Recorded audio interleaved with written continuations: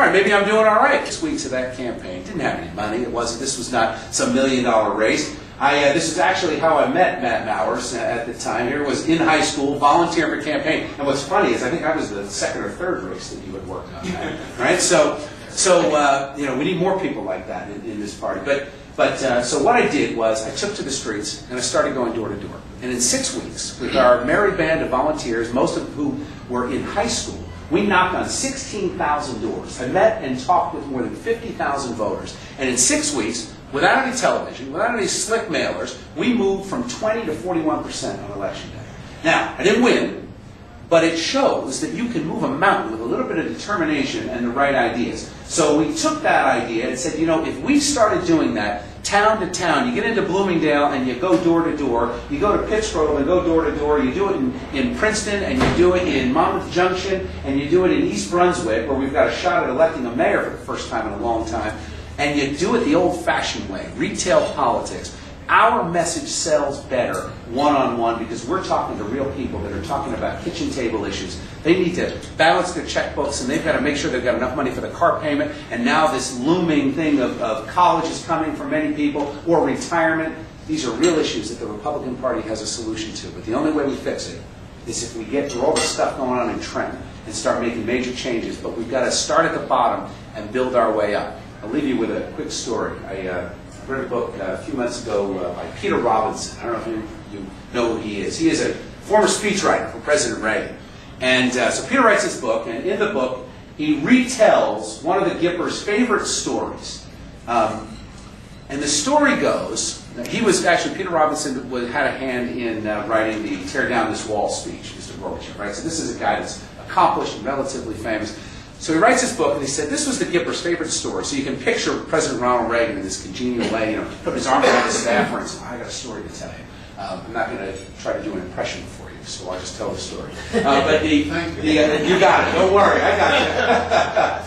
Figure the collector will throw me right out of here. So the story goes, there are these two parents, and they've got these two boys.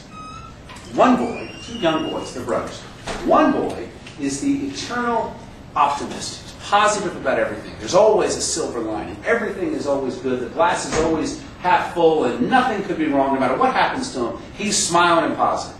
And the other brother, the exact opposite, eternal pessimist. Everything is bad. The glass is always half empty. Nothing is good. There's always a black cloud. Life is just awful. So the parents are concerned. They've got these two children that are pretty extreme, one on the positive side, one on the negative side. So they take the boys to a psychologist. They say, doctor, we've got this problem. Here are our two sons, and here's the situation. Can you help us? And so the doctor thought about it for a little bit. I think I can help you. So he takes the negative boy first, and he takes him over to a room. He said, I think I can get this kid to smile. And he opens the door to the room, and piled from the floor to the ceiling are all brand new toys. And you can imagine what the kids want today, right? The iPod, and baseball gloves, and bats, and a new bike, and all kinds of electronic stuff, and a new computer. And he said to him, this is all yours. So this is the equivalent of 10 Christmas mornings. And he looks down at the boy, and he's crying.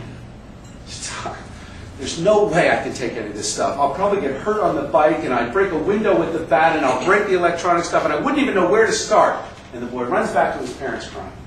So the psychologist, a little frustrated, said, well, let me try my hand with the other kid. So he takes the positive, optimistic kid, and he walks into a room, and he opens the door, and piled from the floor to the ceiling is manure.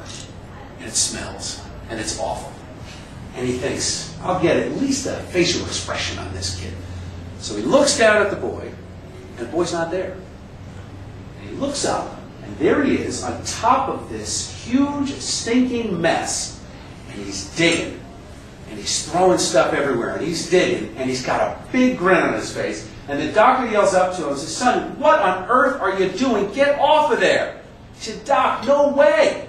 With all this stuff in here, I'll bet there's a pony buried in here somewhere. The moral of that story is, as Republicans in New Jersey, we've got to dig through an awful lot of stuff to get where we're going. But that pony is there. And as long as we keep electing folks like Scott to the Assembly, we're going to get there. And we're going to get there in spades if we stick together and do this the right way. So anyway, thank you for your time today. I appreciate it.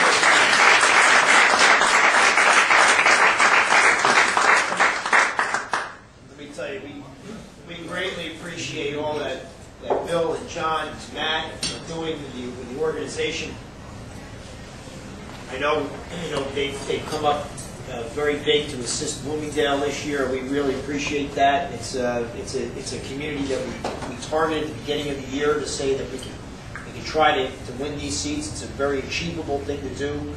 Great new leader in Ron Caputo, who's sitting here with us. And I'm telling you, it's wonderful. Councilwoman Huntley, sitting on the council now, class, knowledgeable about the budget, made great suggestions. They don't want to listen, but you know what? We put her back in. We give her running mate, and Joanne Patuch, and your help is going to make that possible. And there's no question that this all starts at the grassroots level. That's how we've been approaching the county as we've been trying to rebuild. And look at the fact that we can sell the message. Because in the suburban areas and rural areas of this county, which is where we will be taking back town by town and then ultimately legislative district by legislative district, it's the fact that this year's budget killed the suburban and rural areas. No question about it. Go really hit it on the head how bad it is down the trend. They forced us to have the tax increase because they cut off a good chunk of our money. In Wayne's case, $500,000. $500,000 not funded by the state that we funded last year. So not only did they not fund this for 6 years, but they take $500,000 away this year. Kills the council and the mayor. That happened in every other suburban and rural area throughout the state. Then you compound that with, I'm going to do this in reverse, the message from yesterday.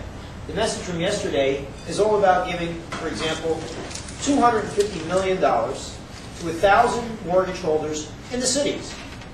But what happens to the people that just lost their jobs on Wall Street? What happens to the people that are struggling out in the suburban and rural areas, don't live in the cities? It's not just the people at the lower end of the economic spectrum that are hurting. There's so many programs that we've been putting in place that aid and assist the people that are living in those areas of our state. And there's nobody saying we don't have to help them, but the middle class needs help. The middle class is struggling beyond all of our wildest dreams at this point. They need assistance. And that, again, is hurting far greater the suburban and rural areas of the state. And finally, there's my favorite. The Council on Affordable Housing's new rules crushes the suburban and rural areas of the state. And that is, by the way, our path to salvation, because we, by battling that issue, will actually be able to attract people back to our party who are leaning the other way. We can bring environmentalists to the table who will work with us in a positive direction. The unions, I got a call just this morning that they're interested in the same issue. They don't like this new COLA bill. They know that it's very much negatively impacting on the men and women who are employed in the trades, trying to earn a living, because it's crushing all development, all economic development, with the fees, the 2.5% fee that's in the code, the new affordable housing bill. All of this is having a direct negative impact on the suburban and rural areas of the state. And if there's one message that has to be consistent, if you're a Democrat and you continue to support people, if you live in those areas, suburban and rural areas, and you continue to support Democrats statewide, you are voting against your own pocketbook and your own better interest. And if we stay consistent with that message, we're going to be able to pull them back our way, and we're going to be victorious.